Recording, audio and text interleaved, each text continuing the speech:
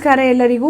ಶಿವಪುರಾಣದ 13ನೇ ಅಧ್ಯಾಯಕ್ಕೆ ಎಲ್ಲರನ್ನೂ ಸ್ವಾಗತಿಸ್ತಾ, ಇವತ್ತಿನ ಅಧ್ಯಾಯದ ವಿಷಯಗಳು ಸದಾಚಾರ, ಶೌಚ, ಸ್ನಾನ, ಭಸ್ಮಧಾರಣ, ಸಂಧ್ಯಾ ವಂದನೆ, ಪ್ರಣವ ಜಪ, ಗಾಯತ್ರಿ ಜಪ, ದಾನ, ನ್ಯಾಯದಿಂದ ಧನವನ್ನು ಗಳಿಸುವುದು, ಅಗ್ನಿಹೋತ್ರ ಮುಂತಾದವುಗಳ ವಿಧಿ ಹಾಗೂ ಅವುಗಳ ಮಹಿಮೆಯ ವರ್ಣನೆ. ಋಷಿಗಳು ಹೇಳುತ್ತಾರೆ, ಹೇ ಸೂತರೆ, ಈಗ ನೀವು ಶೀಘ್ರವಾಗಿ ನಮಗೆ ಆ ಸದಾಚಾರದ ಬಗ್ಗೆ ತಿಳಿಸಿ. ಯಾವುದರಿಂದ ವಿದ್ವಾಂಸರು ಪುಣ್ಯಲೋಕದ ಮೇಲೆ ವಿಜಯವನ್ನು ಹೊಂದುವರು, ಆ ಸದಾಚಾರಗಳ ಬಗ್ಗೆ ನಮಗೆ ತಿಳಿಸಿರಿ. ಸ್ವರ್ಗವನ್ನು ಹೊಂದಲು ಸಹಾಯ ಮಾಡುವಂತಹ ಧರ್ಮಮಯ ಆಚಾರಗಳು, ಹಾಗೆಯೇ ನರಕದ ಕಷ್ಟವನ್ನು ಕೊಡುವ ಧರ್ಮಮಯ ಆಚಾರಗಳ ವರ್ಣನೆಯನ್ನು ಮಾಡಿ ಅಂತ ಕೇಳ್ತಾರೆ.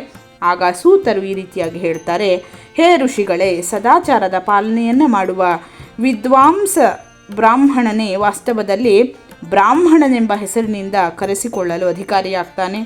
ಯಾರು ಕೇವಲ ವೇದೋಕ್ತ ಆಚಾರಗಳ ಪಾಲನೆಯನ್ನು ಮಾಡ್ತಾರೋ ಅಂತಹ ಬ್ರಾಹ್ಮಣರಿಗೆ ವಿಪ್ರನೆಂಬ ಸಂಜ್ಞೆ ಬರ್ತದೆ.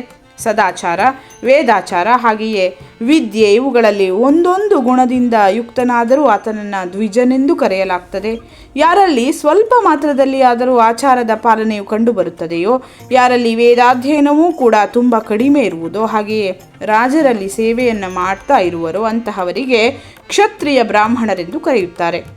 ಯಾವ ಬ್ರಾಹ್ಮಣ ಕೃಷಿ ಹಾಗೂ ವಾಣಿಜ್ಯ ಕರ್ಮವನ್ನು ಮಾಡುವವರು ಮತ್ತು ಬ್ರಾಹ್ಮಣ ಆಚಾರಗಳ ಪಾಲನೆಯನ್ನು ಮಾಡ್ತಾರೋ ಅವರನ್ನು ವೈಶ್ಯ ಬ್ರಾಹ್ಮಣರು ಎಂಬುದಾಗಿ, ಹಾಗೆಯೇ ಯಾರು ಸ್ವಯಂ ಭೂಮಿಯ ಉಳುಮೆಯನ್ನು ಮಾಡ್ತಾರೋ ಅವರನ್ನು ಶೂದ್ರ ಬ್ರಾಹ್ಮಣರು ಅಂತ ಹೇಳಲಾಗ್ತದೆ. ಯಾರು ಬೇರೆಯವರ ದೋಷವನ್ನು ನೋಡ್ತಾರೋ, ಹಾಗೆಯೇ ಪರದ್ರೋಹಿಯೋ ಅಂತಹವರನ್ನು ಚಾಂಡಾಲ ದ್ವಿಜನೆಂದು ಕರೆಯಲಾಗ್ತದೆ. ಇದೇ ರೀತಿಯಾಗಿ ಕ್ಷತ್ರಿಯರಲ್ಲಿಯೂ ಕೂಡ ಯಾರು ಪೃಥ್ವಿಯ ಪಾಲನೆಯನ್ನು ಮಾಡುವರೋ ಅವರನ್ನು ರಾಜ ಅಂತ ಹೇಳಲಾಗ್ತದೆ.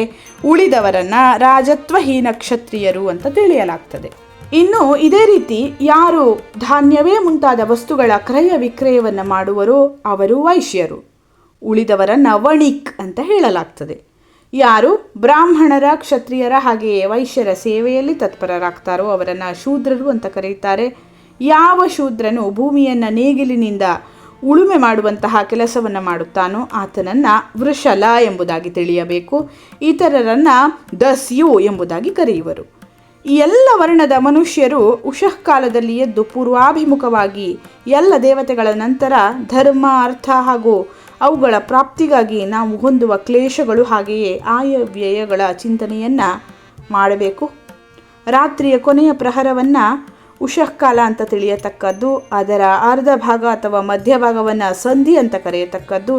ಆ ಸಂಧಿಕಾಲದಲ್ಲಿ ದ್ವಿಜನಾದವನು ಮಲಮೂತ್ರ ತ್ಯಾಗವನ್ನು ಮಾಡತಕ್ಕದ್ದು. ಮುಂದೆ ದಂತಶುದ್ಧಿಯನ್ನು ಮಾಡಿ ನಂತರದಲ್ಲಿ ಜಲದೇವತೆಗೆ ನಮಸ್ಕರಿಸಿ ಮಂತ್ರಪಾಠವನ್ನು ಮಾಡಿ ಸ್ನಾನವನ್ನು ಮಾಡಬೇಕು. ಸ್ನಾನಾಂಗ ತರ್ಪಣವನ್ನು ಕೊಡಬೇಕು. ನಂತರ ಧೌತ ವಸ್ತ್ರವನ್ನು ಧಾರಣೆ ಮಾಡಿ ಉತ್ತರೀಯವನ್ನು ಧರಿಸಿ, ಯಾಕೆಂದರೆ ಸಂಧ್ಯಾ ವಂದನೆ ಮುಂತಾದ ಸಂದರ್ಭಗಳಲ್ಲಿ ಉತ್ತರೀಯವನ್ನು ಧರಿಸಬೇಕು.